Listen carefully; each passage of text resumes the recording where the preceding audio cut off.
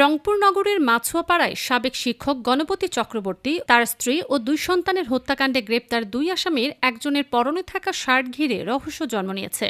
আসামির পরনে থাকা শার্ট এবং মরদেহ উদ্ধারের দিন পুলিশের এক কর্মকর্তার পরনে একই ধরনের শার্ট দেখা যাওয়ার বিষয়টি সামাজিক যোগাযোগ মাধ্যমে আলোচনার জন্ম দিয়েছে। রংপুর ভিত্তিক বিভিন্ন স্থানীয় ফেসবুক পেজের লাইভে এক ব্যক্তিকে ওই শার্ট পরে সিঁড়ি দিয়ে উঠতে দেখা যায়। তার মুখে মাস্ক ছিল। পরে জানা যায় তিনি ওই পুলিশ কর্মকর্তা। আসামি ও ওই পুলিশ কর্মকর্তার শার্টের মিলকে কেন্দ্র করে ফেসবুক সহ বিভিন্ন সামাজিক যোগাযোগ মাধ্যমে অনেকে ঘটনাটিকে রহস্যজনক বলে মন্তব্য করছেন। কেউ কেউ প্রশ্ন তুলছেন, এটি নিছক কাকতালীয় ঘটনা নাকি এর পেছনে অন্য কোনো যোগসূত্র রয়েছে। অনেকে লিখছেন, রাতে যে শার্ট পুলিশের গায়ে ছিল সেই শার্ট সকালে আসামির গায়ে কিভাবে। এই বিষয়ে জানতে চাইলে পুলিশের ওই কর্মকর্তা বলছেন, একই শার্ট আলাদা আলাদা মানুষ পরতেই পারেন।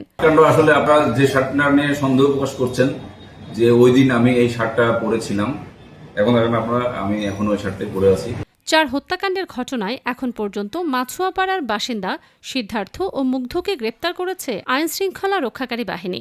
পুলিশ জানায়, আইনশৃঙ্খলা রক্ষাকারী বাহিনীর অভিযান টের পেয়ে আটক দুজনের একজন পালিয়ে পাশের রেশম উন্নয়ন বোর্ডের তুতবাজারে লুকিয়ে পড়েন। পরে তুতবাজারের পাশের দক্ষিগঞ্জ শ্মশান থেকে তাকে আটক করা হয়।